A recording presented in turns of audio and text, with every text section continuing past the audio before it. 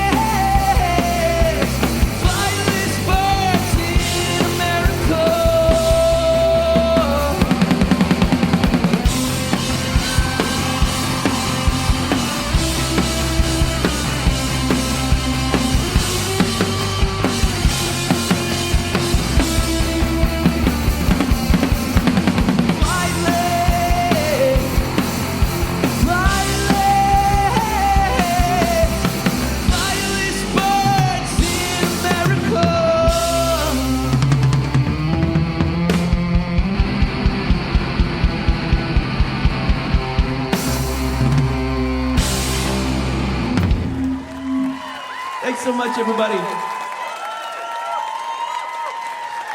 Thank you so much. Subtle results, still you, but with fewer lines. Botox Cosmetic, onabotulinum toxin A, is a prescription medicine used to temporarily make moderate to severe frown lines, crow's feet, and forehead lines look better in adults. Effects of Botox Cosmetic may spread hours to weeks after injection, causing serious symptoms. Alert your doctor right away as difficulty swallowing, speaking, breathing, eye problems, or muscle weakness may be a sign of a life-threatening condition. Patients with these conditions before injection are at highest risk. Don't receive Botox Cosmetic if you have a skin infection. Side effects may include allergic reactions, injection site pain, headache, eyebrow and eyelid drooping, and eyelid swelling. Allergic reactions can include rash, welts, asthma symptoms, and dizziness. Tell your doctor about medical history, muscle or nerve conditions including ALS or Lou Gehrig's disease, myasthenia gravis, or Lambert-Eaton syndrome, and medications, including botulinum toxins, as these may increase the risk of serious side effects. For full safety information, visit BotoxCosmetic.com or call 877-351-0300. See for yourself at BotoxCosmetic.com. My God, Portland, thanks for having us.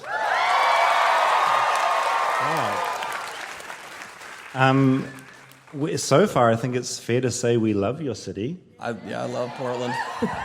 Imagine if we got here and we just started the show with, like, we fucking hate it. Yeah. Just to be clear, are there any people from ICE in the audience? Because you can fuck right off eternally.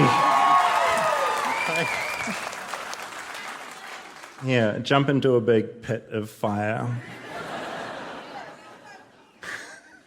Rob, do you have any words for this beautiful audience? I think you put it perfectly. That's good. It'd be so dramatic if ICE did stage an arrest. Have your phones ready. It's been a really beautiful time. We've been here for sort of 2 days? 36 hours. 36 hours. Rob forgot to inform me on this tour that he would be bringing his entire family with him. And so I thought it was going to be kind of like a sort of a boys' trip. It's a boys' trip still. There's Yeah, a few more boys. but you know, it's here's patience. But you know, then suddenly, you know, Natalie's here, and I love your wife, she's great. And Natalie's here, and the kids are here, and then the other day your mum arrives. And I'm like, There's a lot of room in our Airbnb. no, there is a lot of room. It's really good. It's like a debaucherous boys' trip, but with your entire family on the road with us. Just really good. We like to start these live shows off with us kind of experiencing your city, your beautiful town. And we've been around town, and Rob has prepared a little slideshow of our experience. This was yesterday morning. Now, one of my big struggles in America is that you don't love tea enough. You love your coffee, but in New Zealand, tea is a huge thing, and America doesn't do it very well, but you do it fucking well. And I'm deeply appreciative of that. Yeah, about 10 years ago, I came to Portland and went to Stephen Smith Tea Maker and did a flight of tea. Yeah. So when we came back, they reached out and... It's like, we have to do this. Yeah. Yeah, we did. So this is David in a hairnet. It was a struggle to get the hair in there, but it happened. And smelling tea. Mm-hmm. That was a mint. And then really contaminating some more tea. There's nothing like inhaling a bag of tea that big. Like, a sack of tea is so good. My God. I don't think you were in a hairnet yet either in that photo. Let's not talk about that. It's fine. We threw that bag out. It's okay. Yeah, and then we got to do a romantic tea flight. It was so nice. We spooned our tea into our own little cups, and I got very confused about what was happening, how that worked, but we made it in the end. Yeah, delicious tea. It was amazing. It was incredible. This company, my God. All right. What's happening here? Oh, Mike Bennett. This man. When we sort of put the call out of sort of what to do here, so many people emailed in. I imagine some of you out there, like, go and see Mike Bennett. And it turns out that Mike Bennett, maybe this is oversharing, but he'd recently had a child, and it turns out he's kind of been raising his child on Flightless Bird, which is so cool. And so we met up the other day, and he's extraordinary. And as we've walked around the city, like, his shit is everywhere, and it's amazing. We even found one at the venue. Yeah. So this is a Bigfoot. And we've got a kiwi and over there. He custom made a kiwi for us. So we love Mike. So his cafe's amazing. The mini golf's amazing. This looks like David's on a toilet. He's not. That is the expression I make. This is accurate. It's nice, isn't it? Yeah, but no, Mike sort of blew my mind, and he's here tonight. So big round of applause for Mike. He's done some really cool things in this city. I really love it. Oh, okay, so I need to explain this. So when we did our last show, I was scribbling some things for people afterwards, and a woman walked up and said, "Can you please draw a kiwi?" And I panicked because I can't draw. I attempted to draw it. And then yesterday, I met her, and she's here as well, and she had her husband tattooed that illustration onto her arm. Are you going to share your tattoo? Oh, yeah, that's sort of what happened. So her husband who did that tattoo, I loved him and his work, and I loved Mike's stuff, and I loved his axolotl. So they came earlier and they tattooed Mike's axolotl onto my leg.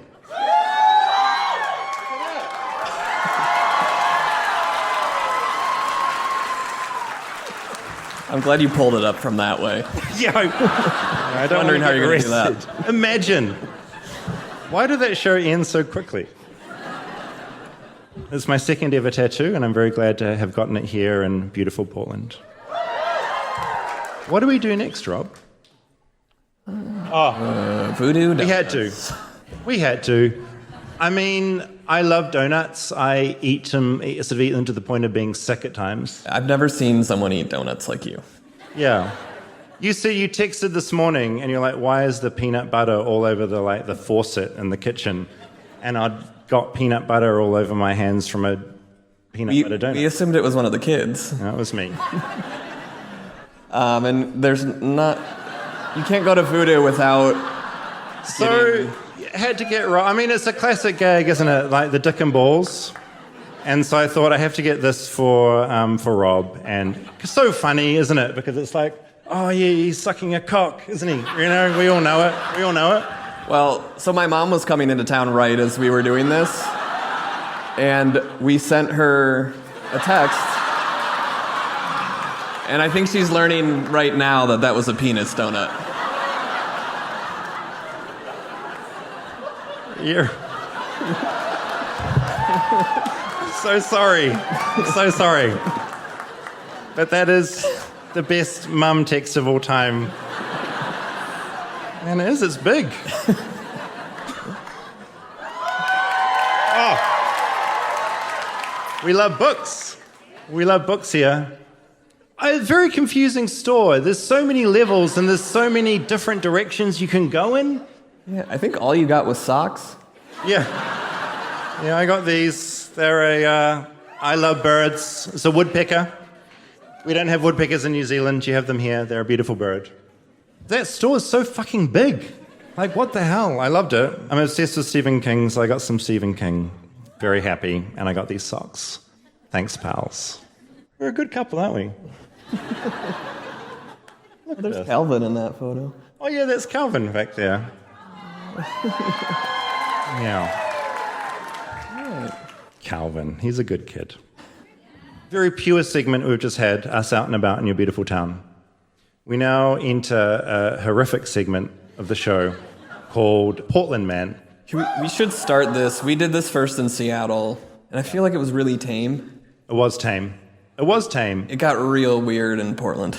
Yeah, it did. I mean, people, this whole thing started with Florida Man, obviously, because, anytime you Google Florida Man, some hideous story from Florida turns up. I think Portland, you keep up.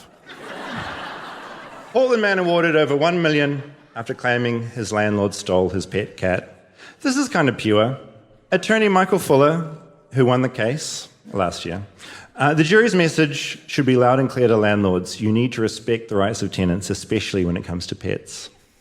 It turned out that the people on the jury were also animal lovers. Basically, veterinarians found a microchip in the cat after the landlord had dropped Frank, that was a cat, off at a local shelter. Thankfully, the microchip was in the cat, and he was returned to his original owner. But then the owner decided to sue, and thanks to this wonderful lawyer, who I spoke to on the phone earlier, I tried to get him here tonight, but he's in Alaska, probably using the earnings of this case, was awarded $1.3 million for getting that cat back. Respect. Sometimes lawyers can be really cool. Respect to this Portland man who was arrested after police say he pointed a laser at Tesla employees inside the dealership. Do it again. Burn it all down. Police arrested a Portland man Saturday on allegations he pointed a laser inside a Tesla dealership. Police, said 2 employees had the laser pointed at their eyes and experienced discomfort. Oh no. And problems with their vision. Oh no. That's what you get when you work at Tesla. A 3rd employee who had a laser pointed at his eyes days earlier, left the showroom to avoid it happening again. Davis, 27, not to be confused with David, is accused of 2 counts of unlawful use of a weapon. So laser pointer is a weapon here in Portland. 2 counts of attempting to commit a felony and misdemeanor charges of menacing and reckless endangerment. He has been released and he is our hero. If he's here, beers on me after the show. Mystery Portland man leaving biohazard substance in suburban recycling bins. It's a lot of pee. There was multiple pee articles that you had put for this. So many. A northeast Portland neighborhood is grappling with a mystery man who left bottles and bottles of urine in their recycling bins, dropping the containers off in the middle of the night. Alex Van Duyn said that he noticed his blue recycling bin hadn't been picked up, so I went to open the blue bin. You can see what's coming. Lo and behold, there was a deposit of gallons of urine, and there were 6 gallons, Van Duyn told the outlet. He shared that the bottles are considered biohazards and won't be picked up by recycling. He said he moved the bins, but the mystery man simply put his bottles in a different bin. Although doorbell cameras have caught video of the man driving up and leaving the bottles, they haven't been able to clear a shot of the license plate. When he filed a police report, Van Duyn said he was told it was only considered a crime because the urine was placed in the recycling bins, not the garbage bins. Well, this happened to me. What? I had a neighbor bring dog shit into our recycling bin. He walked by his bins across the street and put it in our bin. Oh, that's fine. It was the recycling bin, though. Oh, I see. Dog shit in the recycling bin. That's no good. No. But not dog piss. No. It's fine. So there's apparently like a bizarre number of strip clubs in your city. Yeah. Always tip your strippers. But this went bad. Portland man is recovering after being stabbed by a stripper in the back 4 times. Just being stabbed once in the back is so intense. 4 times? Duncan Allen has worked as a DJ at Casa Diablo vegan strip club. That's confusing. Vegan? Don't understand that. For over a decade, and he said he's seen a thing or two during this time. However, never did he think he would leave work in an ambulance with stab wounds. I was on my computer getting some songs ready, and next thing I knew, I felt like a 500-pound man had punched me in the back as hard as humanly possible. So I turned around, expecting there to be a huge dude about to fight me, and it was a stripper holding a knife. As shocked as he was, he knew he had to stay calm. Anyway, it goes on for a long time. He got stabbed a bunch more times, and the news article ends with him saying he's still wondering why the dancer attacked him, completely unprovoked. Does anyone know how this ended? I couldn't find any more information. Maybe he deserved it. I don't know. Okay, this is a sad one. Portland man thought he was going on a first date, but he ended up getting robbed by a group of men who catfished him. Is that not the world's saddest man? Should we reenact these text messages? Yeah, please. Not free tonight? Nah, can you meet tomorrow afternoon? I'm down. What do you want to do? Hang out at park, then your house. I live right next to a park. That works. It's pretty hot. A Portland man thought he was going on a first date and he ended up getting robbed by a group of men who catfished him. Cooper said the date was planned on the Bumble dating app. The person's profile looked convincing enough, but when he came to Lincoln City to meet her, she was not the person who showed up. I was excited because it had been a while since I had a date, he said. It's been about a week since the robbery, and he says he's still processing what happened. It was a pretty standard Bumble match. She seemed interested in meeting immediately, which I guess is a little rare. According to Cooper, a few messages his Bumble match was sent were a little odd, but not necessarily red flags. They did say to bring money so we could get food after. But I guess it's hard to tell what that means. I wasn't immediately thinking they wanted to steal my money. When he pulled up to Lincoln City Park. Do we know Lincoln City Park? Yeah. Woo. At around 3 p.m., he started feeling uneasy. I walked into my date and I saw these 4 sketchy-looking dudes in the middle of the park. I texted her and she said she was exactly where those guys were.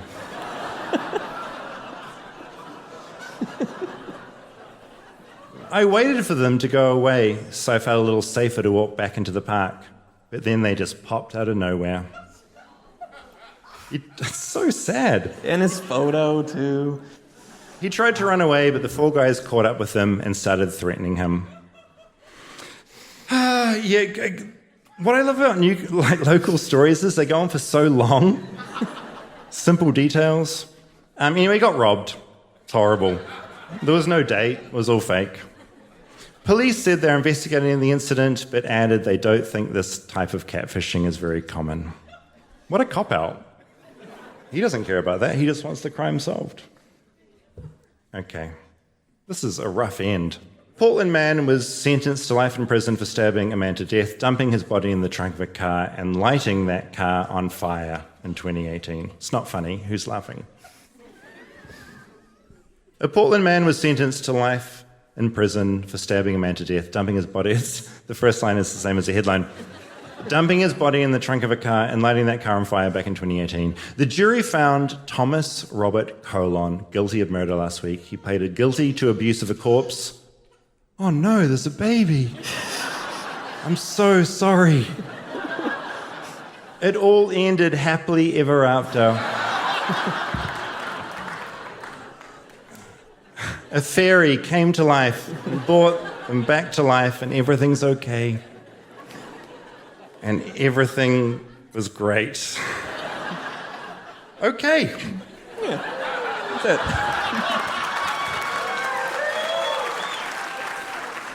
Okay. We have a brief moment now of what we like to call audience participation.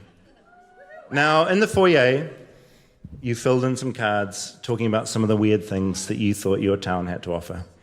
We have backstage had a friend curate, cull the duds. A lot of people are apparently just saying oh, it's so nice here. That's a weird thing in the bin. So we're going to have the weirdest cards brought out by, who's bringing them out?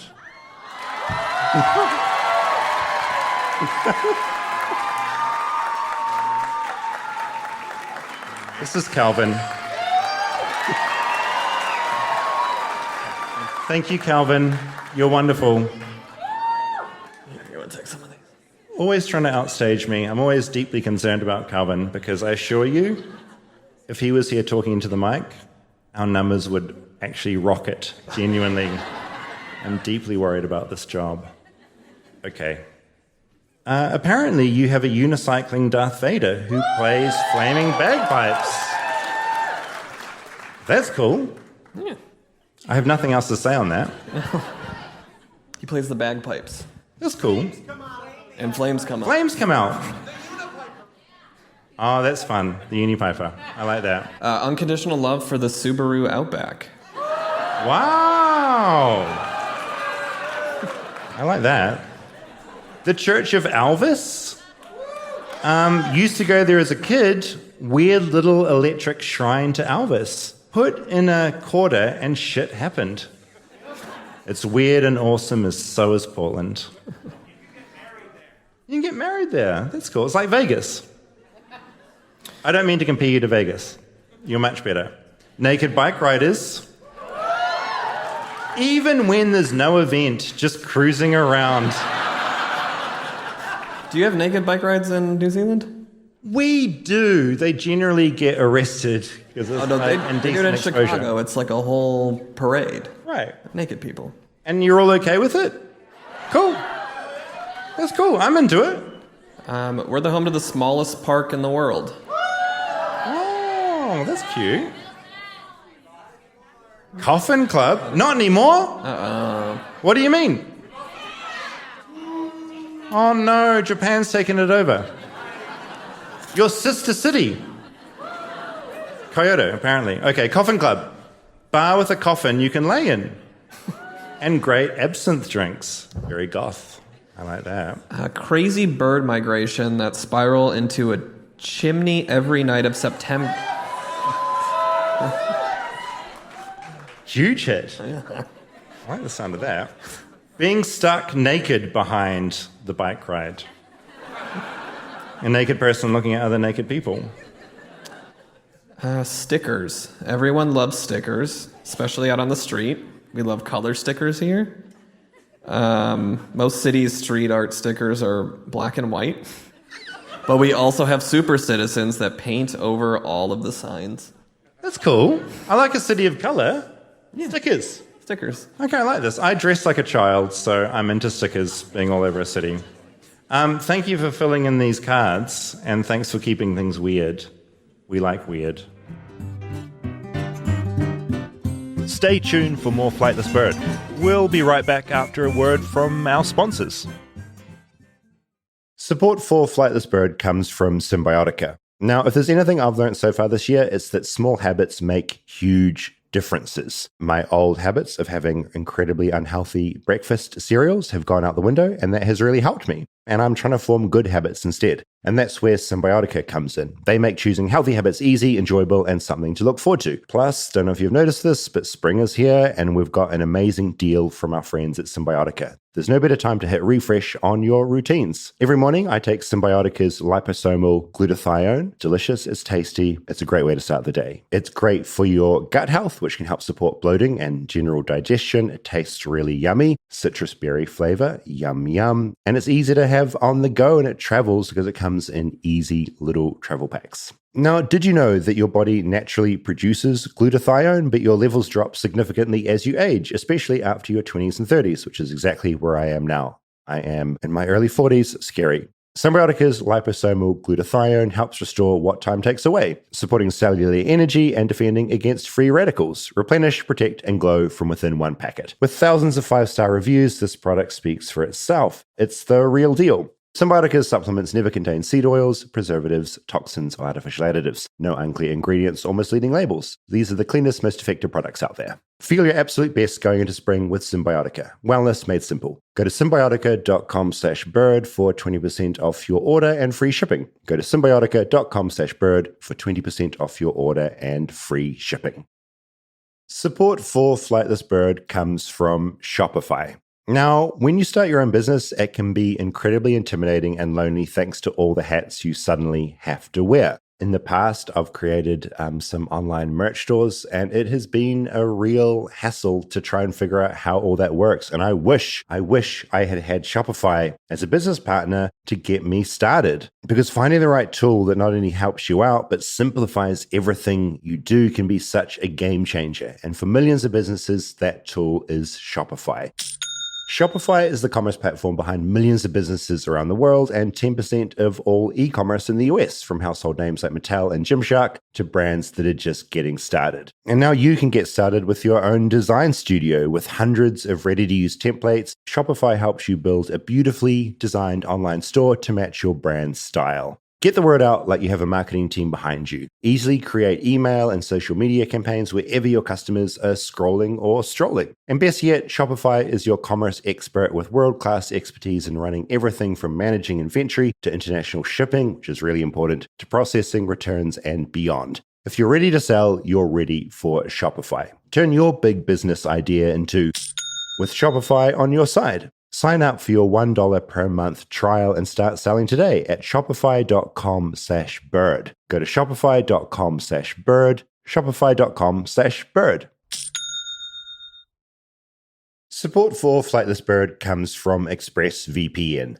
Now, going online without ExpressVPN is like not closing the door when you go to the bathroom to take a wee or a little poo. Even if you think you have nothing to hide, why give random creeps a chance to invade your privacy? ExpressVPN reroutes 100% of your internet traffic through secure encrypted servers so your ISP can't see your browsing history. Hides your IP address, making it extremely difficult for third parties to track your online activity. It also works on all devices, phones, laptops, tablets, and more, so you can stay private on the go. It's also rated number 1 by top tech reviewers like CNET and The Verge.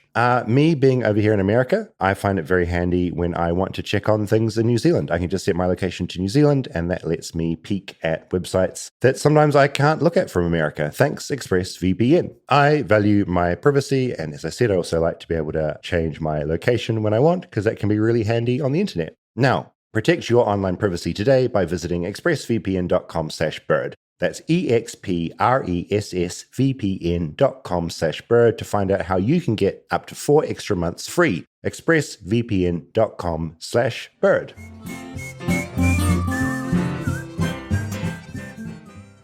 It's time now for our first guest.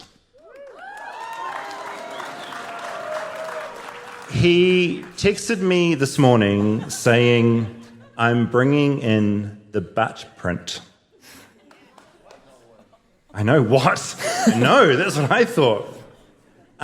Cliff Barackman is the man behind the North American Bigfoot Center. He's been doing Bigfoot research since 1994.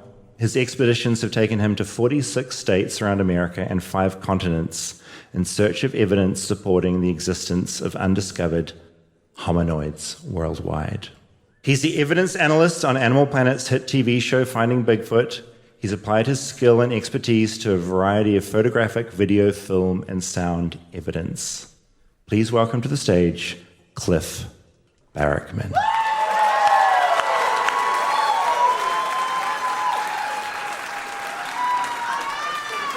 Cliff, welcome. You have just gotten back from, I understand, a Bigfoot conference literally tonight. Yeah, this afternoon, actually, I spoke. There was a Mountain Hood Sasquatch Festival. All of you guys were there. That's cool. I'm actually a regular speaker at quite a few festivals around the country. In 2 weeks, I have to go to Colorado. I'm in Ohio after that. I'm kind of a busy guy, you know. What was your topic at this conference? Today, I talked about the efforts that we've been putting in at the North American Bigfoot Center out in Boring, because, you know, it's a museum, so there's a forward-facing educational component. Yeah. But there's a lot of things we do behind the scenes, like we do our own field research, and we're also trying to find and curate historical collections from researchers who die and pass on to it before those research collections end up in the trash can. How did you get into the Bigfoot world? Were you a kid that was into this, or was it later in life? Oh yeah, I've always been weird, right?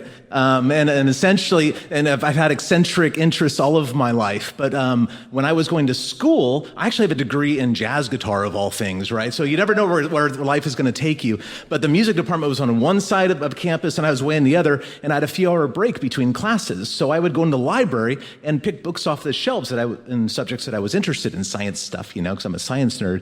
And one day I was in the anthropology section, and I found a couple books that were compilations of scholarly articles written by anthropologists on Sasquatches. A lot of this stuff was like cultural anthropology, how the indigenous people of North America, whether they're from Florida or British Columbia, we're all describing the same things, the same shapes, the same behaviors. Many of these behaviors were ape behaviors that weren't even recognized until the 1960s when Jane Goodall and Diane Fossey did their pioneering work. And then, of course, the physical anthropologists were weighing in about how the Sasquatch footprints, even though they kind of look human-like in some ways, are actually very, very different. The leverage ratios in the feet are way different than in humans. The metatarsals have been shortened. The heel segments, the heels are longer, and that's all about the biomechanics of the foot. And the more I read about the actual evidence that has been gathered and analyzed by scientists, I said, "Holy crap! They're not only eccentric and weird and cool and funny." They might be real. And that was back in 1994, and I started doing what I thought was serious Bigfoot research at the time, and I've been just drowning in the subject ever since. You bought a bunch, you've got a bunch of prints here.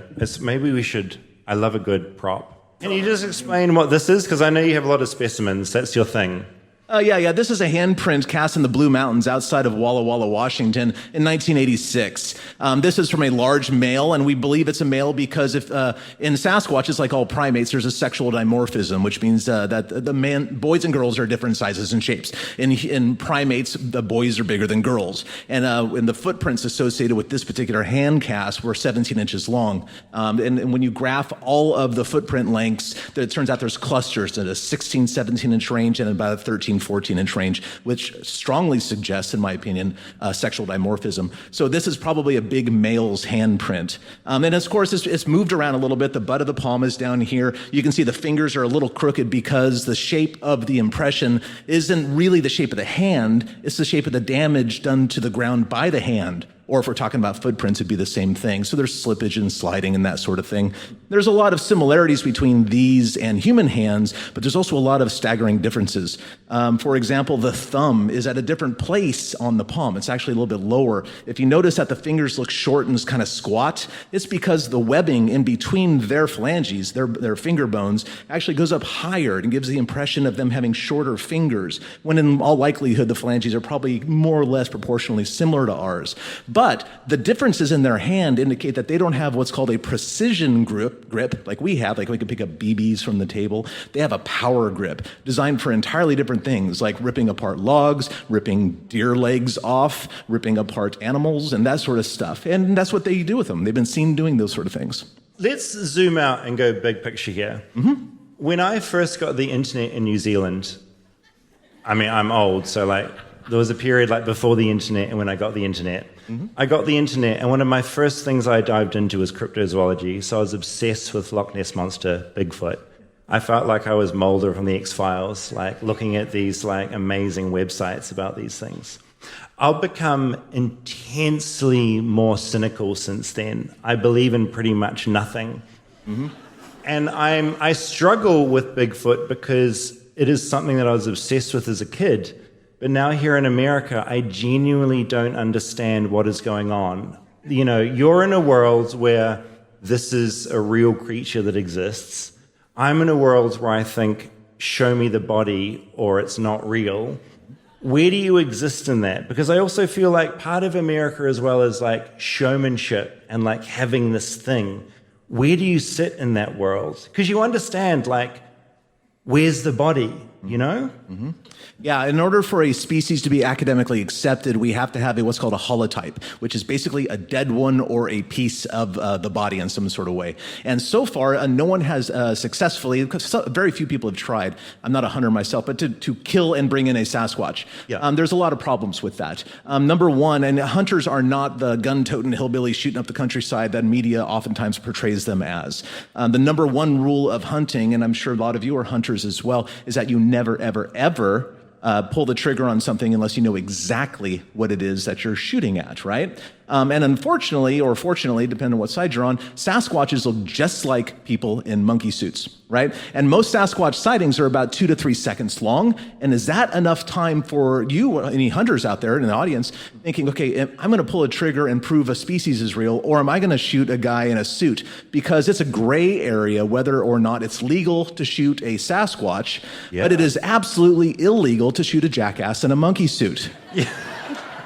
I don't always agree with that law, but it's on the books. Do you think, is there one out there, or are there sort of 150 out there? It's a species. It's a species of animal. They're breeding. Oh, absolutely. Yeah. There are many, many sightings of juvenile Sasquatches. In fact, over here, I have a track cast of a juvenile. There are females. The very famous Patterson Gimlin film subject, walking across the sandbar, for example, she has breasts, so she's clearly a female. This is a species of unknown primate in some sort of way. So that's what we're looking at here. What is your goal in this research? Because obviously it's an entire world here in the United States. In New Zealand, we have the Mohor man in the Coromandel Ranges, which is our version of Bigfoot, and people think it's possibly a gorilla that escaped a zoo very early on in New Zealand's history. A very common motif, if you look back in the 1800s at the newspaper reports, as the European population is pushing inwards towards the center of the continent. Because Sasquatches being perfectly normal animals, you can find oral traditions in native cultures about them, of course, but you can also find historical newspaper articles that describe these animals to a T of what people continue to see on a regular basis here in North America now. In your time studying Bigfoot, what's the most exciting moment you've had where you've got that original excitement of when you first got into this topic? Oh, there's been a lot of moments. I've been doing this for a long, long time, and people ask me that. I would say it has to be, well, I met my wife while I was looking for Sasquatches, and she is by far the most exciting thing in my life. Amazing. Yeah, amazing, right? I met my wife while I was working on the Animal Planet wandered out show. into a field? No, she was no, I wish. They're looking. No, but she was a production assistant on the TV show, of course. Okay. Found my dog. But as far as interactions with the animals, I've been screamed at from very, very close range by unseen entities in the woods. I've seen a Sasquatch. I observed one for about 6 or 8 seconds through a thermal imager in North Carolina. Okay, so rewind. Like, what the fuck was that like? That would be amazing. It was crazy. It was crazy. I mean, dropped that so casually. You've seen one wandering around. I may have seen 2, actually. I saw another upright dark figure walking through a clear cut in Texas one time. Yeah. I mean, but oddly enough, the exciting, when you see a Sasquatch, especially for someone like myself who's actually trying to see a Sasquatch, when I actually do see what I'm thinking is, what am I actually looking at? What am I fooling myself? That's the question in my mind all the time. Am I fooling myself? Because I'm very skeptical. In fact, I have a reputation in the Bigfoot community like I'm no fun because I don't believe what most people tell me. I really question other people's observation skills and their communication skills, and I do that to myself as well. Am I seeing what I think I'm seeing? And I didn't even enjoy the moment where I actually observed one through the thermal imager for 6 or 8 seconds because I was saying, what is that? Is that a person? It sure doesn't walk like one. What in the world? But it was a thermal imager of a sighting, of course, which sees heat, and it was in February in the Uwharrie National Forest in the mountains, and I was observing a human-like figure walking at about 70 yards away that was one color pretty much from head to toe. Now, the colors important because if it was wearing clothing in February, like you would in the mountains, you would think you would see some sort of differentiation in the color because the color indicates how much heat is coming out of it. But the fact that it was more or less one color head to toe indicates it wasn't wearing clothing. Right. So, this is like 2 a.m. in the mountains in February, and it was navigating a wooded hillside without a light, and I watched this thing go into the woods, and I'm thinking, what the hell is that? What is that? What is that? And then by then it was gone, and I realized, I just spent my whole sighting wondering what it was, and I think I do know now. Holy shit. Did you just sort of chase, or did you... Oh, yeah, I went after it. Ran, fact, No, I went around, actually, because it went over a ledge like that, so I came around the corner trying to head it off at the pass. My colleague went up after it with a thermal imager and a night vision, and he never saw it again. I never saw it again, and then we kind of regrouped, and about 45 minutes later, we got a... Fuck that hillside. Really? Yeah. Yeah, vocalizations are fairly common. I've heard Sasquatch vocalizations from very close range. They are very, very loud, rather intimidating animals. One more time. Holy shit. Okay, just this butt print. We nicknamed the animal Bigfoot because the first thing we had was a footprint cast. Can you imagine if that was the first thing that we got from the animal, what it would be called? Yes. So can you explain where this is from exactly? Yeah. That is another cast from the Blue Mountains, a place called Dry Creek. And Bigfoot got back, in case you're wondering here. I like Bigfoot, and I cannot lie. But this is a very, very interesting cast. There is a lot Don't do that again.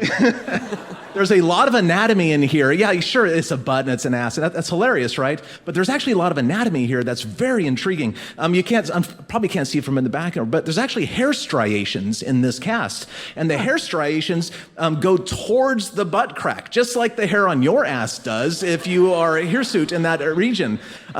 You can see the tailbone. You can actually make out the sphincter. And in case you're wondering, there's some really strong indication that this was, in fact, a female.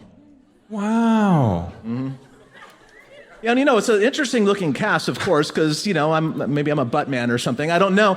But when you look at a bodybuilder's asses, as I'm sure we all do, and when you look at a bodybuilder's ass, what you notice is that the butt cheeks, the butt is a muscle. It's very, very strong and pronounced. And basically, the better in shape your ass is, the more pronounced your natal cleft, your butt crack, is. If you have a squishy butt like many of us do, the butt cheeks push together and it doesn't really, open up like that, so to speak. But Arnold Schwarzenegger in his prime, his butt crack would be quite wide open, just like that. So it's very, very anatomically correct. So you're basically saying Bigfoot is very, very hot. Well, we all have our types. These You know, because in a perfect world, I would have loved to have had time to go to the conference you were just at. I imagine the people they attract, there's a variety of people. I mean, there's people like you that I feel are taking this seriously. There's people there that are probably lunatics as well. Like, how do you navigate the community of people that are into Bigfoot? Because there's a variety of people attracted to that scene. Oh, absolutely. A lot of weirdos and freaks. There's a decent dash of mental illness put in there as well. But there's also a lot of serious people. Like, I obviously have a pretty good sense of humor. I'm a serious person. I'm rather eccentric. You know, you can kind of tell. But we had Dr. Jeff Meldrum, a professor of anatomy and physiology, speaking at the same conference. And he is completely convinced Sasquatches are real. His specialization is the primate foot. So he's uniquely qualified to examine the evidence. And there's other people who, there's a strong paranormal bent in the Bigfoot world today, which I'm a little disappointed in. Sasquatches, and I've been doing this for a long time, I've never once seen, heard, or observed anything in the woods that would lead me to believe that Sasquatches are anything but a perfectly normal animal of some sort. But there's a lot of people who think that they're UFO-riding, shape-shifting, interdimensional whatevers. And I say, okay, well, I guess, but if they're doing that, like if they're riding on UFOs or whatever, why are they eating roadkill? You know, can they just go to the holodeck and order a steak sandwich or something? I don't get it, man. So as we wrap up, I'm curious as well, because like rewinding back to when I was a kid, Bigfoot was one of the most interesting sort of crazy topics I could think about. I feel here in 2025, Bigfoot is almost as normal as it gets. Do you feel that? Do you feel like the world, the craziness of the world has kind of outpaced how crazy your field of study is? Well, you know, you gotta remember, I live in that kind of world. You know, to me, it's weird when people don't think Sasquatches are real in my life. Yeah, right. Yeah, so I live in a very odd place, you know, and I live out in the woods, and I surround myself with this. I own the North American Bigfoot Center, so that's my work. I'm out in the woods between 1 to 3 days a week, doing my best to gather more evidence. I speak at these conferences. I am literally drowning in the subject, so I try not to pay too much attention to the outside world because it kind of stresses me out. I think that's a good world to live in. I live in a great world. I really do. Cliff, thank you so much. We're going to have you so back at the end for a Q&A. All right, guys. Thank you, Sarah. Butt print. It's the strong butt that we can all aspire to. It's a heavy butt. It's really heavy, right? Oh my God. Who out there, like, yell out if you believe in Bigfoot? Yeah, wow. And yell out if you think it's all like bullshit. Yeah. Where do you fall on that? I'm in the... It's awkward because he's there, you know? All right, you can skip that question. Okay. We're going to interview our second guest of the night. I don't know if you've noticed here, but there is a lot of signage pointing towards a place called Beaverton. And for a long time, I saw that word, and it was like, it sort of was meaningless. It was like, obviously, after a while, I'm like, oh, it's Beaver Town, like a town full of beavers. And it was like that moment. Did you watch Transparent, that show? Yeah. About 2 years after I watched that show, I realized it was about a trans parent. I don't think I ever clocked that either. Oh, right, yeah. Yeah. It's crazy. Yeah. Yeah, so it was like that with Beaverton. I'm like, oh, fuck, it's Beaver Town. And then I realized when we were coming here that, holy shit, Oregon fucking loves the beaver. Like, so much. And this was a comfort to me because when we did beavers as an episode of Flightless Bird a long time ago now, got a lot of abuse. People said they're Canadian. It's not American, it's Canadian. I know. Shocked. Coming here, though, and seeing all these signs for Beaverton, I knew that this was Beaver Town, and so I wanted to talk to a beaver expert. Are you aware of your flag? 2 different sides.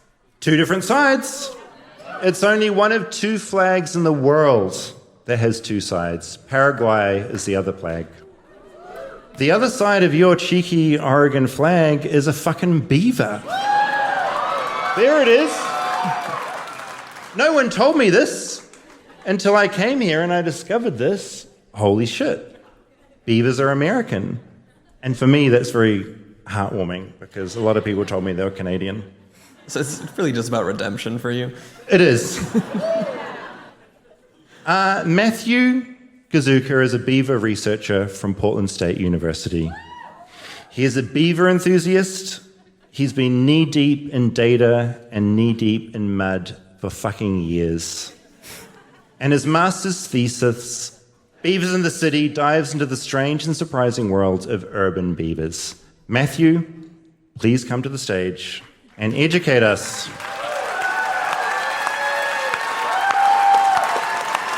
About the world of the urban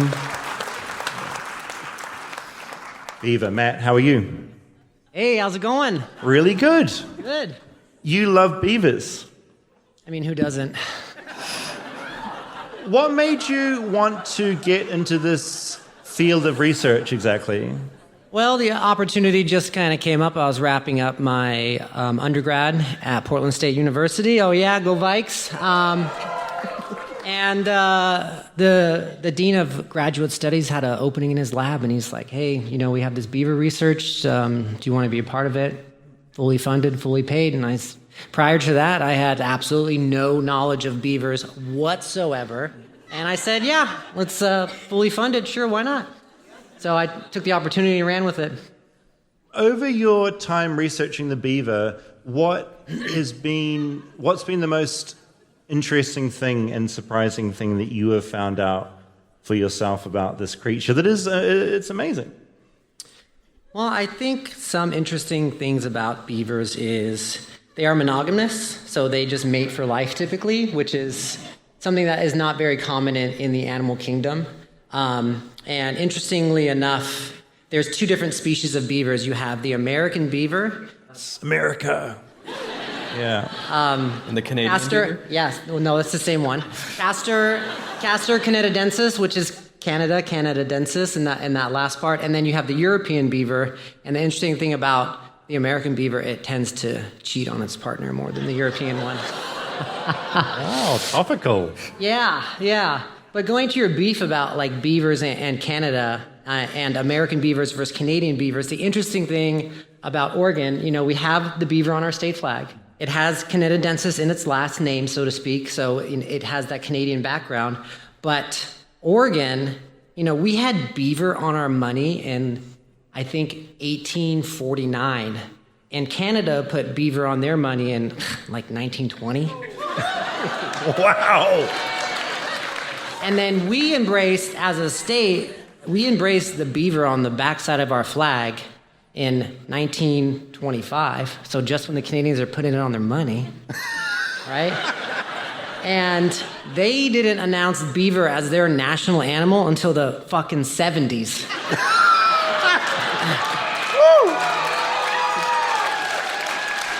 So in a way, like, Oregon is like the OG Canada, you know what I mean? So if we can get universal health care, that would be great.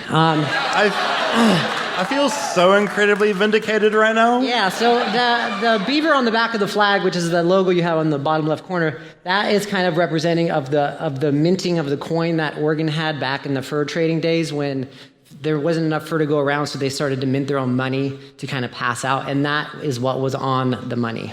Am I right in thinking that a lot of beavers were like culls in the wild? There was like a big cull of beavers, or am I making that up? A cull is when a beaver is killed. Yeah. Didn't they try and kill a bunch of beavers? Oh, yeah. So, I mean, Oregon has gone back and forth with, beaver issues and culling beavers. And, the whole North America was built on fur trade, and the beavers were the number one hunted product. So they were culled a lot. And then specifically in Oregon, they were just harvested a lot for their pelts, and they get made hats out of them. That was like high fashion back then, kind of like big jeans now. But, have you ever heard of that term, Mad Hatter? I've heard of it. You've heard it, like Alice in Wonderland, the Mad Hatter. We have that. You know why he was mad? The mercury from making beaver hats. And they'd get the jitters and go crazy, and they were called Mad Hatters. I had no fucking idea. Do you know that? Oh my God. Yeah. That's amazing. Wait, so you did your paper on your thesis on urban beavers, yes. The beavers in the city. Yeah. I'm curious about this because obviously beavers I picture them living out in the wild, making their dams, doing their thing. Yeah. But they're all sort of living in amongst us. Yes, they are. And, you brought up the point of Beaverton. And the indigenous folks lived in Fano Creek area, if you know where Fano Creek is. That's that bottom left blue dot on the top satellite imagery. That's Fano Creek, and one of my study sites were there. And the indigenous word they used for that area, I can't pronounce it, and I won't, I apologize, but that meant Beaver Dam. So they called it Beaver Dam, that little town, and then that town got changed to Beaver Town and then to Beaverton. I believe that's the correct order. So some of the blue dots are just some major areas people are seeing beavers that are familiar to us in Portland. But this little blue dot map on the right-hand side, those are like all of the beaver sightings where beavers are being spotted and people are reporting those beaver sightings. Right. So you're having these beavers in these really heavy metropolitan areas. You have them by the airport, you have them by Portland International Raceway, you have them downtown Portland on the waterfront. And it's crazy. They're downtown, like you can be in a skyscraper, binoculars, and you could probably see a fucking beaver swimming around. And it's just wild to think about them being in these urban settings because you don't think of them as something there. You see coyotes, deer, you see these other urban adapted animals, which is called synurbanization, which is the adaptation of animals living in urban spaces like robins, raccoons, rats, things like that. But the beavers you don't see, so you don't think about them, but they are definitely here, and they're not only in Portland. London, for the first time in 400 years, they had beaver kits, I believe last year. Northern Italy, Venice, Toronto, New York has beavers. Like they're in Chicago. If you've heard of the recent one that was spotted in Chicago, named after Iva B. Wells, but Iva Beeve Wells, they called the beaver. Yeah. Oh, so, but that's in like proper Chicago. Yeah. You know, Rob, you would know, so you should go check it out. And what are they doing out there in the city? Are they still building dams, or are they like confused? Yeah. So you know the interesting thing about beavers is not all of them build dams. Only about 10% build dams because. What the fuck? Yeah. That's their like one thing that I know about. What are they doing? So 90% of them aren't doing. What are they doing? I mean, they're chewing down trees. They're eating. They're fucking. You know.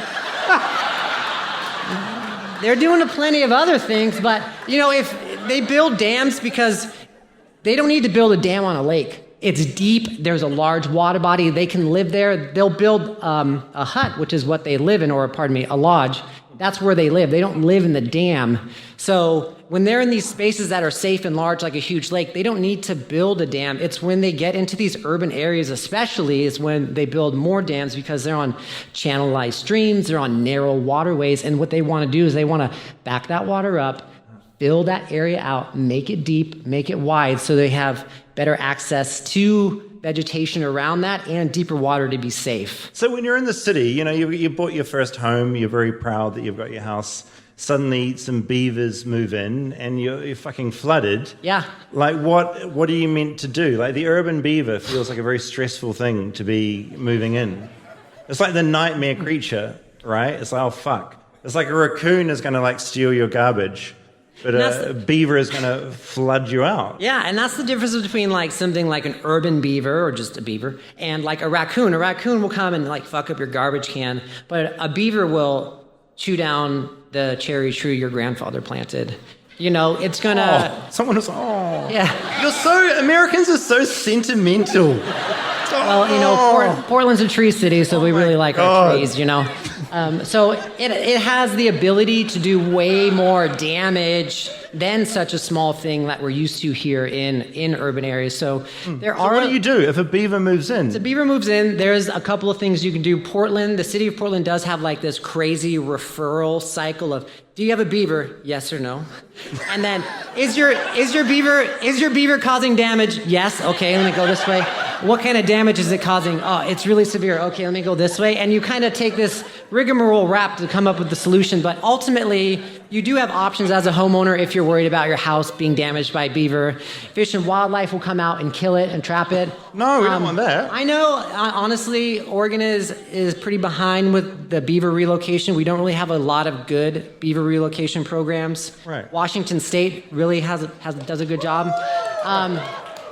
But, you know, they don't have a beaver on the flag, so I feel like we're kind of not living up to the beaver hype. Well, it's on the back of the flag. It's on the back. Hiding or the front, I mean. So the best thing you can do is get a hold of your local like Parks and Rec, and they'll probably refer you to someone else, and then they'll probably refer you to someone else, and then they'll probably Actually, you? and then you get referred just back to your neighbor. You can't keep pet beavers, can you? No, you can't keep pet beavers, no. Okay. But the conflict is really hard. And like one of the things we looked at in our city is like coexistence and how to manage the conflict and how to find a way to say, okay, the beaver's causing flooding, let's put in a pond leveler. So what that does is it lets water flow through part of the dam, but then it keeps the water level at a certain height so the beavers don't hear the water flowing because that bothers them and they want to dam it up so they don't hear the flowing water. So that's an option. There are many, many solutions. And, out of the research that we did, we found that like killing beavers was one of the least supported management strategies out of like all 14 strategies, but even less supported was doing nothing. So people want to see action. They want to see something happen, but sometimes you can get caught in this referral loop and it makes it really hard. So there are different agencies out there that try to end that referral loop. It's very American, isn't it? Yeah, It's like eternal it's loop. a lot of red tape around beaver management. Okay, Yeah. So there's new research coming out. There's new papers coming out about how to manage them in our state, and we are coming up with a new beaver action plan for the state of Oregon. I know, beaver Stay action tuned. plan. Yes. Just finally, because it's something I am still struggling with here in this country, is Americans' love or hatred of different animals. Like, I love the squirrel.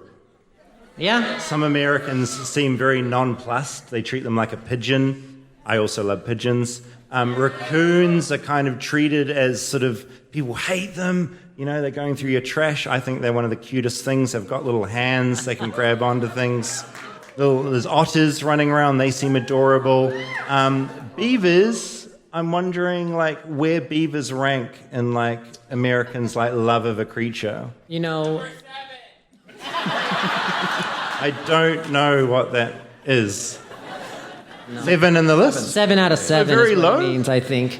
No, the beavers are generally very well regarded. They have that cute factor, much like other animals like squirrels are rather cute. But beavers, studies have shown that they're just widely accepted just for looking the way that they do. There was a study done in Germany in 2021 where they did a survey and they talked about urban wildlife, and the beaver was the only animal on the list that had few encounters but was preferred by the public, whereas the other animals on that list that have few encounters are raccoons, possums, rats, and things like that people don't prefer. So the beaver is kind of this unique animal that's crepuscular, which means it's most active dawn and dusk, but it is still active throughout the night, so it does have some nocturnal qualities. But it's not seen unless you go out of your way to see it, but people love beavers. Finally, and this came out, we've talked back and forth about tonight and what we're going to talk about. Yeah. And as always, I've just ignored all my original plans on a script. But when we were sort of talking about different animals, you mentioned the otter at one point. Yes. Because in my mind, the otter and the beaver is kind of the same sort of genre of thing. Yeah. So let's go back to the beaver, right? Monogamous, beautiful, raise kits, right? They have the babies are called kits if you think of like a very small soccer ball, but it's fuzzy. So beautiful. Okay? And the otter is basically that there is a serial rapist. And I say that with a heavy heart because they are very cute. But the otters will breed and breed and breed and breed so much until basically the female just drowns because she can't take care of herself anymore. And they bite him on the nose, they rip the nose up, it is a brutal thing. But the Monterey Bay Aquarium has a lot of stock in the otter, so they are trying to keep it looking cute and keep it going. But guess who benefits from beavers? Oregon is not a person, but it's okay. But because beavers have the ability to take a weak little stream and make it this powerhouse pond, this huge habitat, otters move into these habitats. And otters use the habitat because they are creating this habitat for birds, fish, food, and wildlife. So the otters benefit from this keystone species, and they are also a keystone species. They just don't build like houses and lodging and stuff like beavers do. That's the difference between like those two cuteness levels. Like everything can look cute and you can like it, but when you get to know someone really, then you really know, deep down, Well, here on the podcast, we're here to make you think. So I don't know how to sort of wrap this segment up, but to say thank you. Yeah, of course. I really appreciate it. We'll have you back at the end to talk more and answer questions about beavers and otters. Thank you so much, Matt. Thank you. Thank you, everybody. Thanks for coming. Stay tuned for more Flightless Bird. We'll be right back after a word from our sponsors. Support for Flightless Bird comes from Bombers. Now, people talk a lot about spring cleaning, but here's what you should really be talking about. Bombers spring socks. Yeah, you heard that right. It's a busy time of the year, and the right socks can make or break your spring. Like, are you actually ready to commit to your new running hobby to get fit? Well, Bombers thoughtfully has made blister-fighting, sweat-destroying socks to help you get from mile 1 to marathon in comfort and in style. Also, Bombers makes the ultimate errand socks, from actually spring cleaning to walking the dog and everything in between. And you know what goes great with new spring socks? Fresh white t-shirts, waterproof slides, and a few pairs of buttery soft seamless underwear. Bombers makes all that too.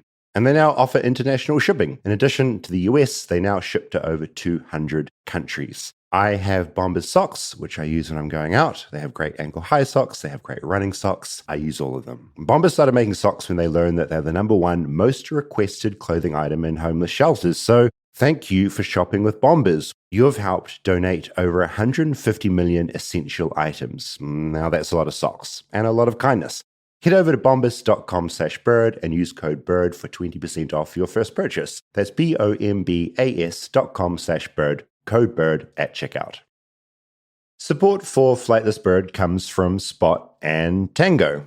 Now, as you probably know, if you listen to this podcast, I am a big fan of Rob's dog, and that dog survives on Spot and Tango. Spot and Tango is a personalized dog food subscription that delivers high-quality, ready-to-serve meals, snacks, and supplements right to your door, so no more last-minute pet store runs. Most kibble is packed with fillers and mystery ingredients, who knows what's really in it, but Spot and Tango does things differently. Their unkibble meals are made with human-grade ingredients, including USDA meat, fruits, and veggies. No artificial stuff, no preservatives. Using their fresh dry process, fresh ingredients are gently cooked and freeze-dried to lock in nutrients, creating a shelf-stable, nutrient-rich meal that's as close to home-cooked as it gets without any of the hassle. As I say, saw Rob's dog the other day, looking very sprightly, very healthy. Love Huxley, great dog. Love Spot and Tango. It also creates a custom plan based on your dog's age, breed, weight, and their activity levels, so you know they're getting exactly what they need. Plus, the easy-to-use scoop makes portioning really simple. Spot and Tango is offering an exclusive deal for our listeners. For a limited time, go to spotandtango.com/bird and use code BIRD to get 50% off your first order. That's spotandtango.com/bird, code BIRD to get 50% off your first order. spotandtango.com/bird, code BIRD.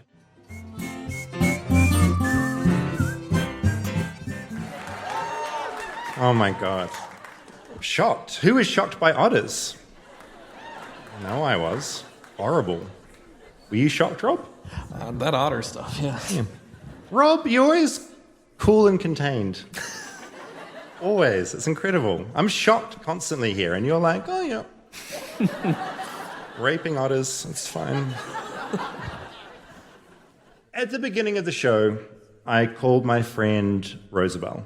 And Rosabelle always, she comes up with ideas about things that I've never thought of before. And she rambled on about barrels. And the entire time I've been here, an entire 2 days, I've been looking around for these barrels. Yeah, you suggested we find a barrel to bring on stage. I wanted to bring a barrel on stage. I don't think you know how heavy a barrel is. They're big. Barrels are big. Just quickly, like a show of sort of scream out if you associate Portland with barrels at all. Oh, wow. Okay. I was thinking about this a lot, and, I did that call with Rosabelle 5 days ago now, and I got obsessed with the idea of barrels, and I got obsessed with the idea of the Oregon Trail video game. And I did a bit of research, and I found out that if it were not for the actual Oregon Trail, states like California, Nevada, Washington, and Oregon, where we are now, might not be a part of the USA. Fucking crazy. 400,000 people used it before the railway arrived. I mean, you know all this. You've been to school here. I didn't know any of this, so it's blowing my mind. So then I was like, okay, this video game, like, did the video game have barrels in it? And so I was like, who invented the video game? Like, how does this thing work? So in 1971, 3 teachers invented the game because they wanted to teach kids in their class about the Oregon Trail. Yeah, did you not do that in school in New Zealand? Roosevelt did. Yeah, you did. I did not, because So I was homeschooled. And so I was raised in the ways of the Baptist church, and we didn't have the Oregon Trail. But Roosevelt did. So no, basically, what blew me away when I started thinking about this is Oregon Trail was one of the very first games that was out ever. And it wasn't at home, it was at school. And so if you were playing it at school, you were fucking obsessed with it, because this was like the first video game you'd ever played, and it was incredible. And it kind of was like the first ever form of edutainment. It's a great word. So I was like, okay, do I talk? I want to find out about these barrels that Roosevelt is going on about. And so that, can I find these 3 men that invented the video game? And then I realized, no, that wasn't the video game that Roosevelt would have played, because that was just in American schools. And so then I found out that in 1985, the Minnesota Educational Computing Consortium bought the rights to their educational game, and they wanted to overhaul the whole thing and make it like so you could play it at home. They chose 3 games to like renovate and like go into the home market. One of them was called Lemonade Stand. It was a big hit. One of them was called Odell Lake, which apparently it's a lake in Oregon. And in the game, you play a fish in the lake, which is incredible. And the third game they chose to renovate and make big and put out into the home market was the Oregon Trail. And that is the game that eventually made it to New Zealand, where Roosevelt played it in her grandfather's lounge. I tracked down the man who invented that particular game. Like, he was the one that made Oregon Trail mainstream. Philip Bouchard is his name. Living legend, because in the original, one of the big enemies in the game was the Native American people. And like one of the main enemies, like if you were on the Oregon Trail, you'd get killed by Native Americans. Philip Bouchard came along and he was like, no, that's bullshit. Native Americans were actually like very friendly and like helped out. What killed people was dysentery. And the odd animal attack. And so he removed that Native American stuff and put in the reality, which is that like most white people on that trail just got sick and died because they were kind of useless. And so he put that into the game and made a much more accurate version, and that is the version that spread out of the American school system into like commercial land, and then made it into New Zealand and made it into Roosevelt's house. Of course, all of this is to say, I wanted to find out about these fucking barrels, and so I Zoomed with Philip Bouchard, the guy who made the game that Roosevelt played, and I talked to him about the fucking barrels, and I just want to play this for you now.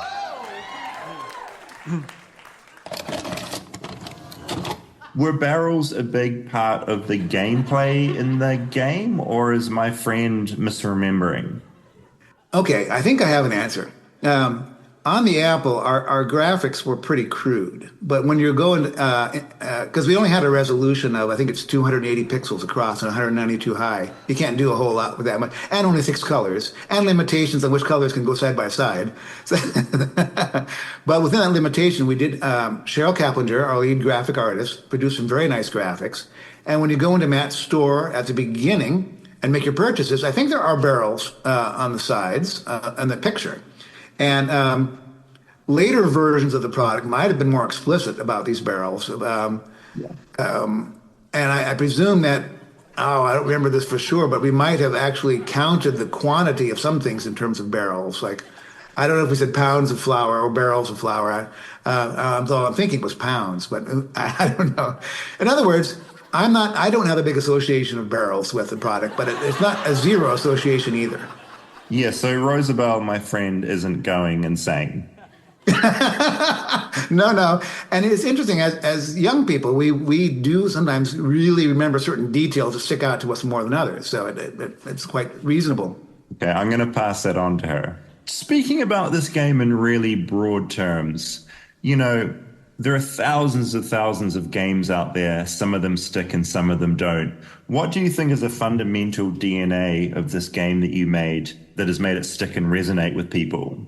I was quite lucky to be assigned to a product that had inherent qualities. That is, the idea of trying to survive a 2,000-mile journey from Missouri to Oregon is a classic quest kind of thing. Yeah. The fact that most history is the history of big famous people, this is about the everyday people, the 300,000 who did this, and we can put you in the shoes of this, and we're not actually changing history. We're allowing you to live part of history. Something that you came up with that ended up being kind of iconic and has stuck around is the disease system that you were. I mean, that's become one of the earliest memes, was thanks to what you invented. Dysentery was one of several diseases. I had 5 diseases that I chose that were based on terminology people actually were using on the Oregon Trail. Although in the case of mountain fever, the resolution on the Apple didn't allow me to put that whole phrase in. So I had to drop the word mountain and just call it fever. So dysentery is one of 5, and that's the one that caught the popular imagination. And the meme elides the actual events. Because what happens on the screen, it'll say Zeke has dysentery, and then a little bit later it'll say Zeke has died.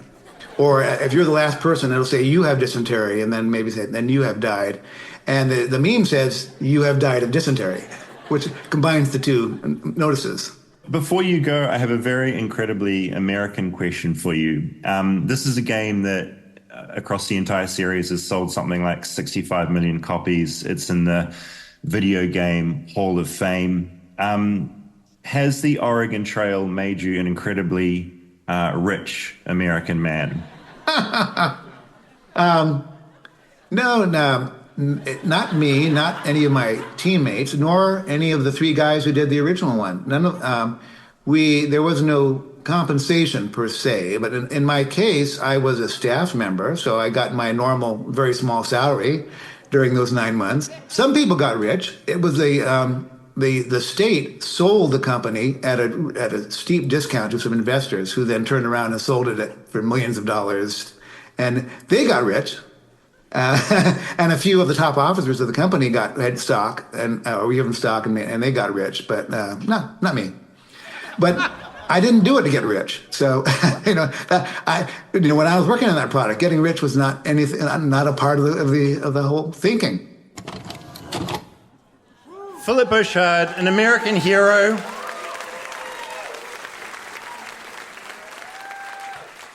Have we gotten too niche on this show? No, we haven't, right? Yeah.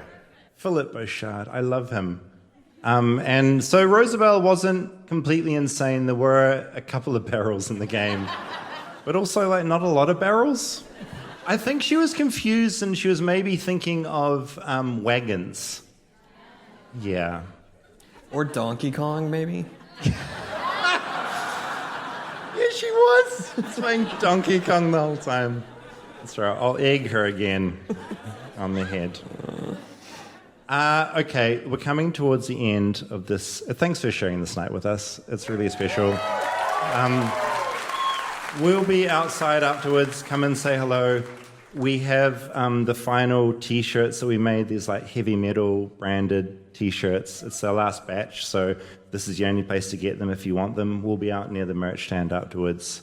On the cards that you kindly wrote in, we got you to pitch some ideas, and Rob is going to take us through a few of those. And if they're good, we might sort of get you to yell out sort of expanded thoughts on these ideas.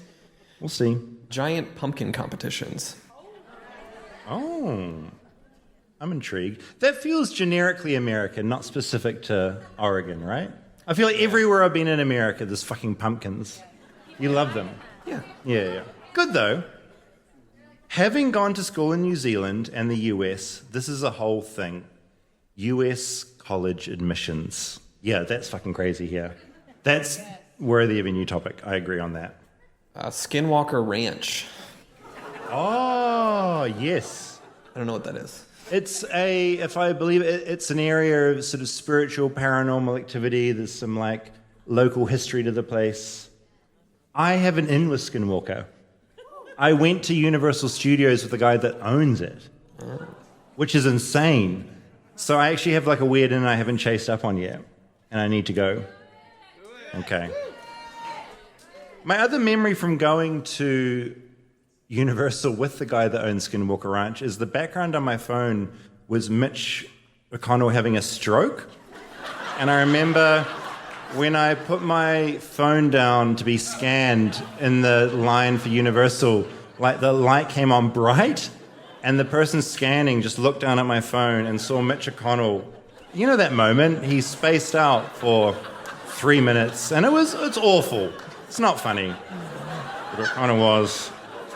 And I just remember the employee like getting so mad at me, like because he knew I was like disrespecting the United States, and it was like a whole very stressful thing.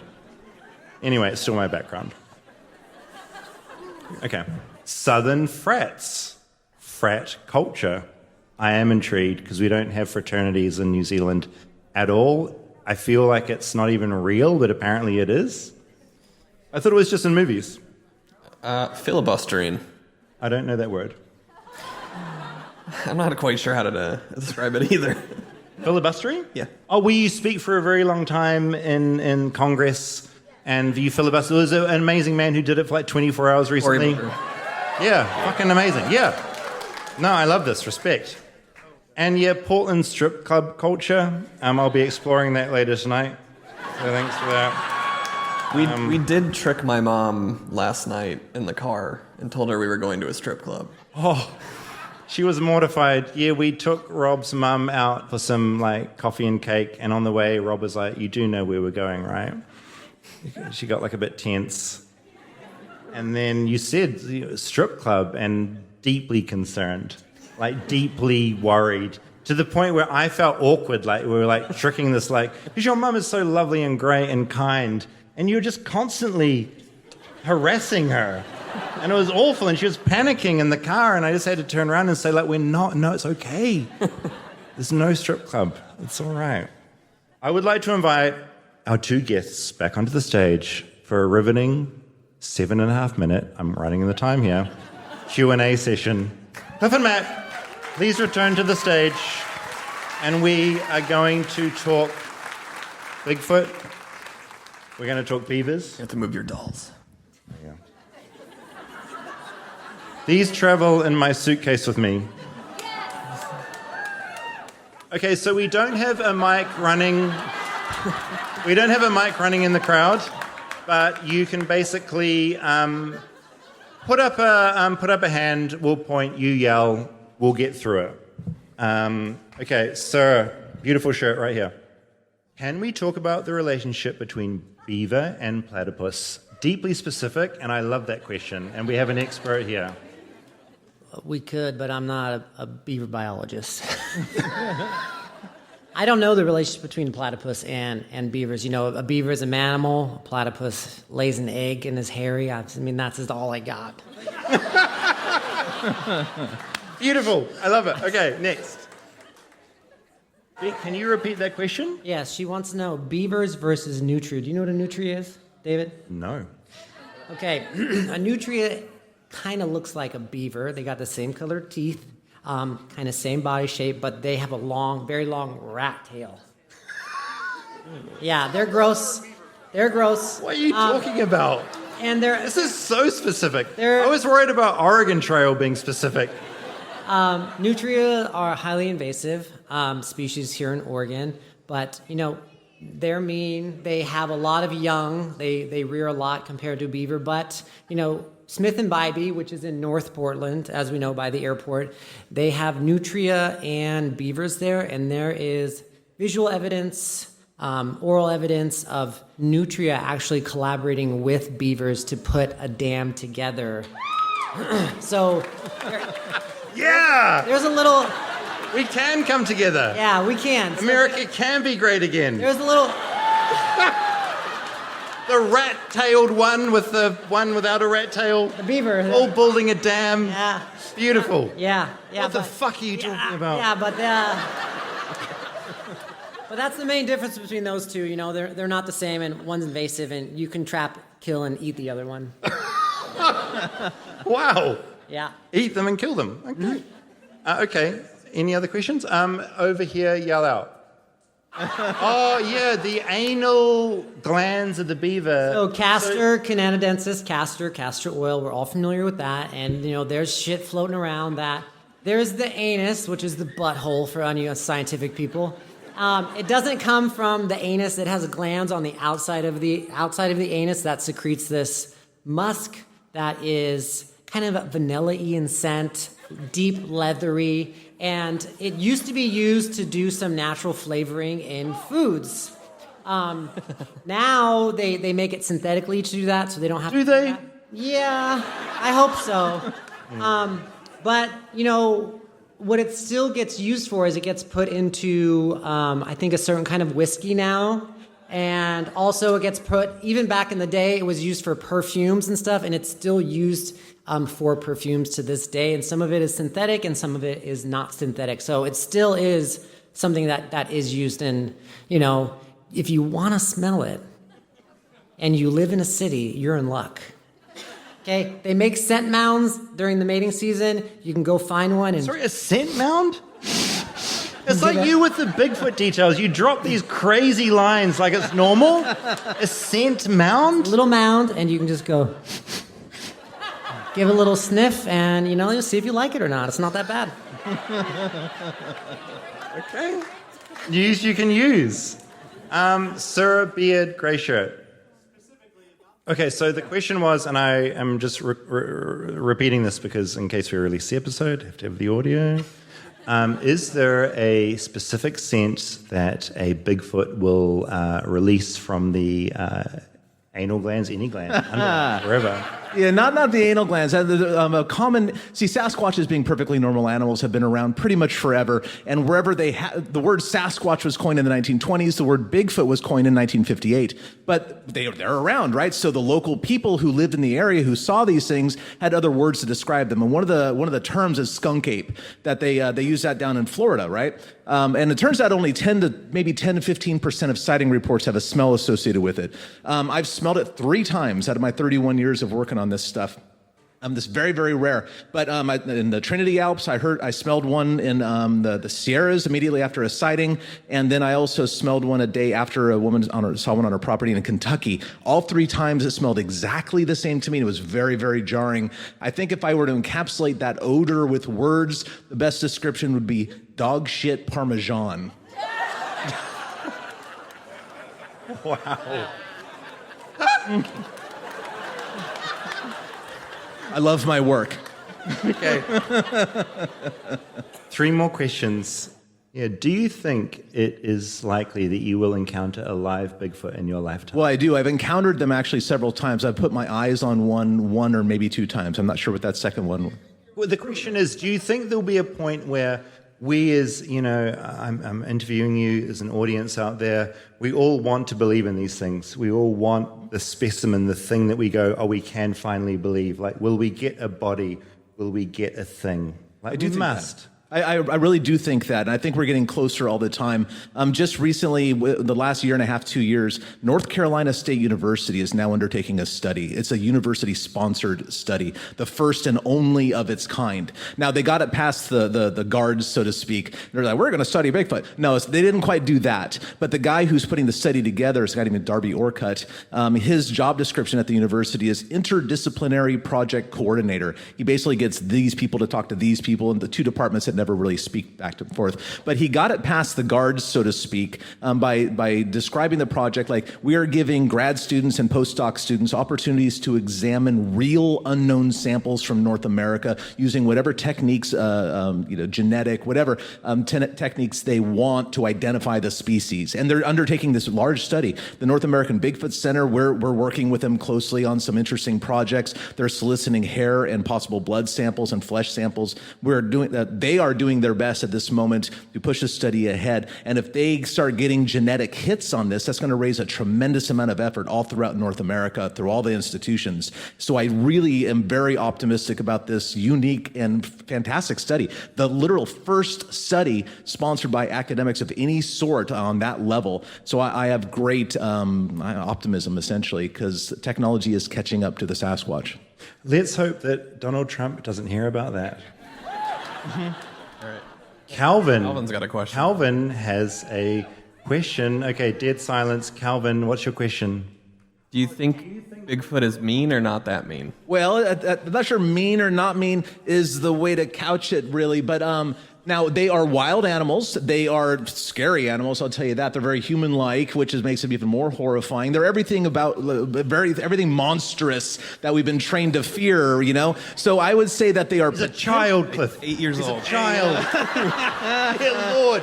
We're all children at heart. I'm staying at that house tonight. If he has nightmares, then I'm not sleeping. Well, yeah, they're potentially dangerous, but let me say it like this. If they were out to get us, there would be very few of us left. They're clearly not out to get us. Yeah. Okay. They're cute and cuddly. They're okay. They're okay. Yeah. Okay. How many Bigfoot do you think could be in Oregon? Okay, according to ecologists, and I don't fancy to be that. Again, I have a degree in jazz guitar. I'm just an earnest nerd, you know.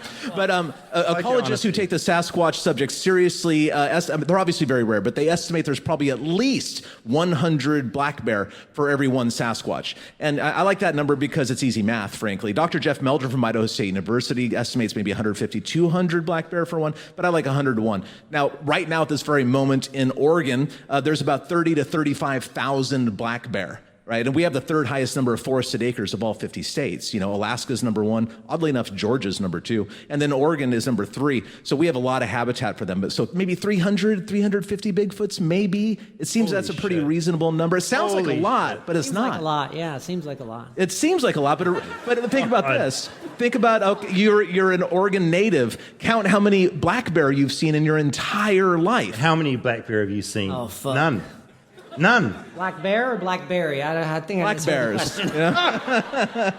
Okay, I'm running the numbers. We've got time for one more question. There were allegedly some Bigfoot researchers that went missing in Oregon. Ooh. What do we know about that? Yeah, actually it was in Washington, but unfortunately the weather got them. They went bigfooting up in Gifford Pinchot National Forest, and I think it was in January, and the weather got them. Weather and your own mistakes are by far the most dangerous thing in the woods, and they succumbed to that, unfortunately. So. Oh my God, there's a very brief follow-up question, which I would normally disregard, but you tattooed me earlier, so I will allow it. Do you have any knowledge of the Garth Brooks conspiracy? No, I have no knowledge of the Garth Brooks conspiracy. I will Google this after the show. And thanks for making me look like a fucking idiot at the end of the show, like I know fucking nothing. Thank you so much. It was going so well. Thank you for coming tonight. Just like a really quick thanks to Paxton Gate, who got us these beautiful taxidermied creatures. Giant. An amazing institution. Thank you. Suzzallo, the band that opened. Holy shit. Thank you. Cliff and Matthew. Holy shit. And also local joy giver Mike Bennett, who got me my tattoo. This Kiwi has given so much joy. Thank you so much for hosting us here. Amazing. And thank you for coming to the show. Calvin, Rob's mum, I hope we didn't say anything too offensive. I'm worried about that, but we'll deal with that back at the house. We will be outside in the lobby. Come and say hello if you want. There's some T-shirts. Grab T-shirts. Thanks for coming. You're the best. I never had a wrap shows up, but thank you for coming. Thank you. Thank you. And we've got one more thing before the show ends. What? One more thing before the show ends. There's one more thing. Stick around for a little treat. We if you get to listen see to the your tattoo, podcast, you know David? what it is. I already showed it when you weren't here. Oh, damn. I'll show you backstage. Backstage, yes. Yeah. Okay, stick around for a little Easter egg. Do you know what city we're in right now? Yeah, we're in Portland. What do you know about Portland? That there's a lot of trees. Portland is also really fun because because there's a bunch of fun stores and there are really good donuts there also. What was your favorite thing that you've done so far here? I think my favorite thing was the Powell's bookstore. What else do you know about Portland? That Bigfoot is really famous in Portland. What do you know about Bigfoot? He's kind of like a big bear with feet and human. He's nice. I think he lives in the woods. What about beavers? Do you know anything about beavers? Not that much. They're an animal, and they are fast. They build dams, and they have a huge slop tail. Is there anything you want to say to people in Portland? Your donuts are good. I like your city, and I hope you have a good night. Like and subscribe. Hello, everybody.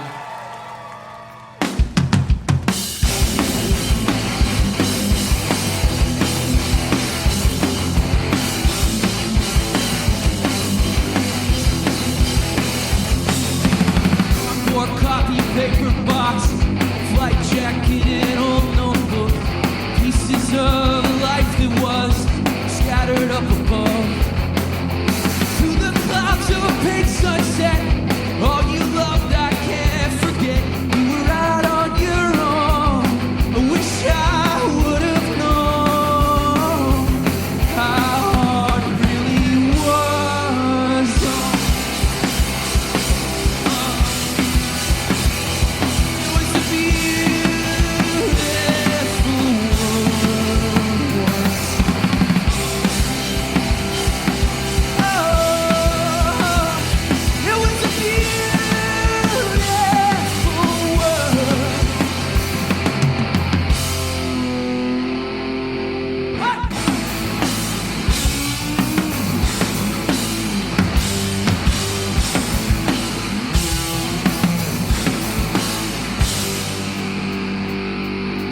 I will dig my fingers down deep in the earth. Stop that fucker from spinning and spinning in reverse. Take me back to the beginning of the life that was when we were happy then.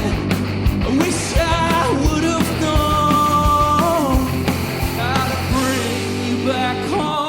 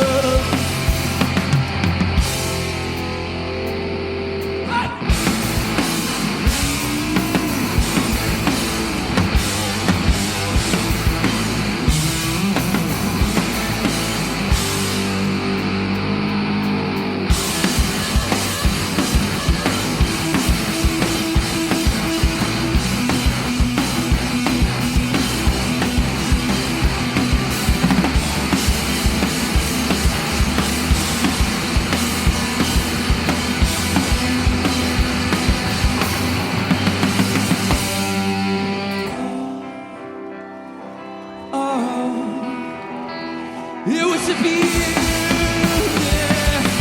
world.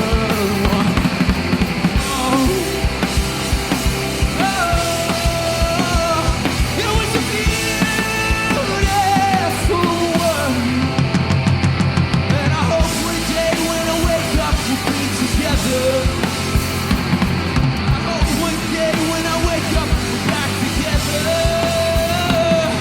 I hope one day when I wake up we'll be together.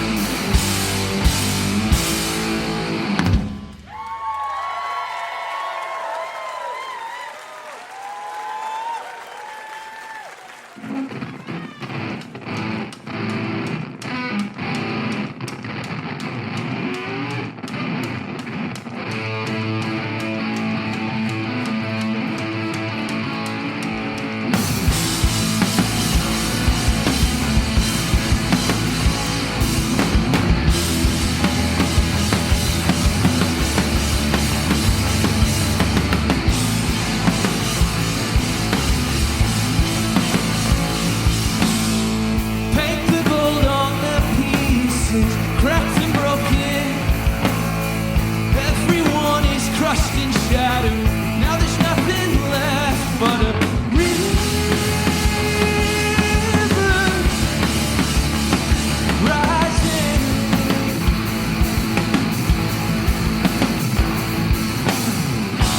I don't know how we live. Who the hell it happened? We're golden.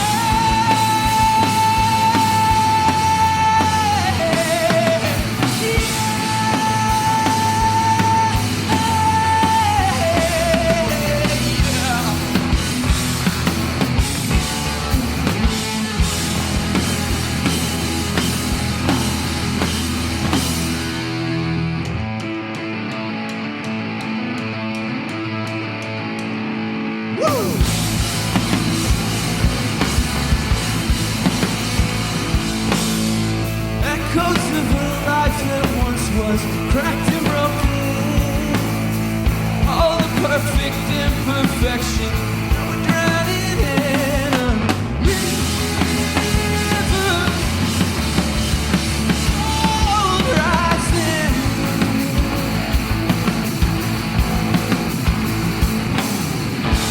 I don't know how we live.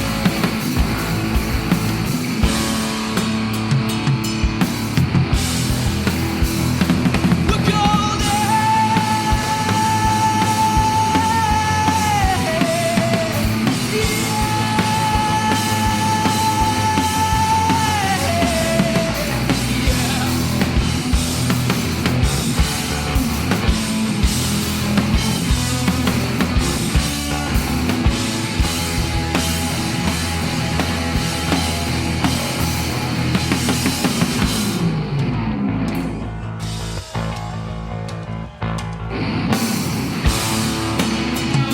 How we live. Who the hell did happen? We're golden.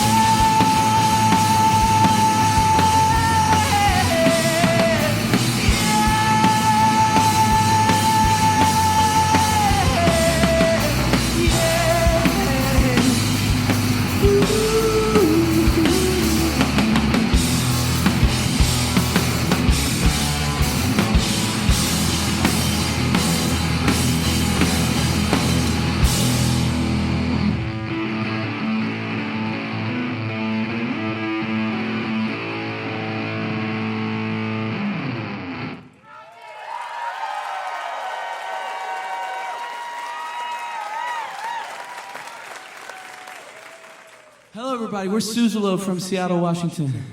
Thanks for listening.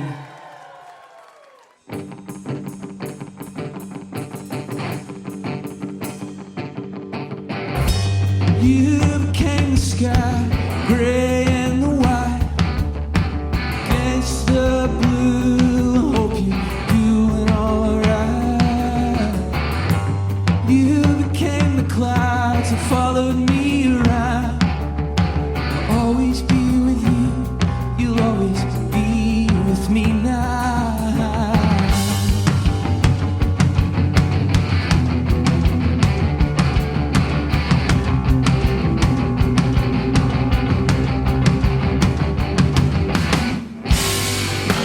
How will we go?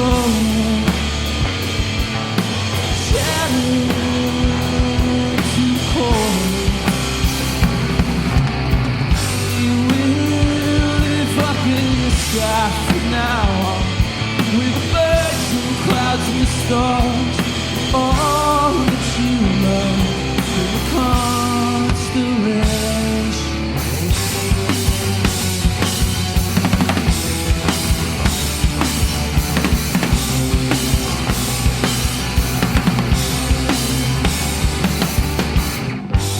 I don't have any answer for why, or any real reason for the hell that happened.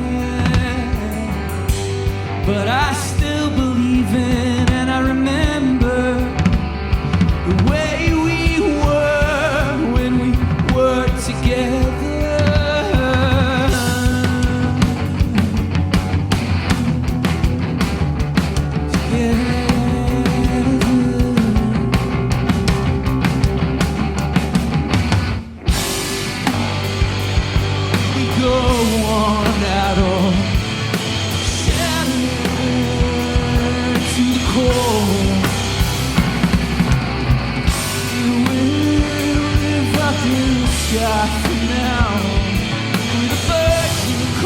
the dragons and all you've become in the constellation.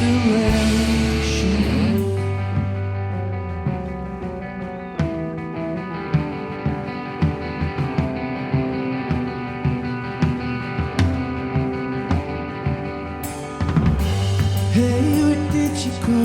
Sending you all my love. Can you give me some kind of sign or a sacred signal? Hey, where did you go? Thought you'd like to know that I'm taking your advice and I'm gonna take it easy. Hey, where did you go? Sending you all my love. Can you give me some kind of sign?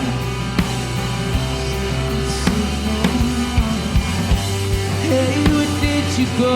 I thought you'd like to know that I'm taking some time off now. I'm gonna take care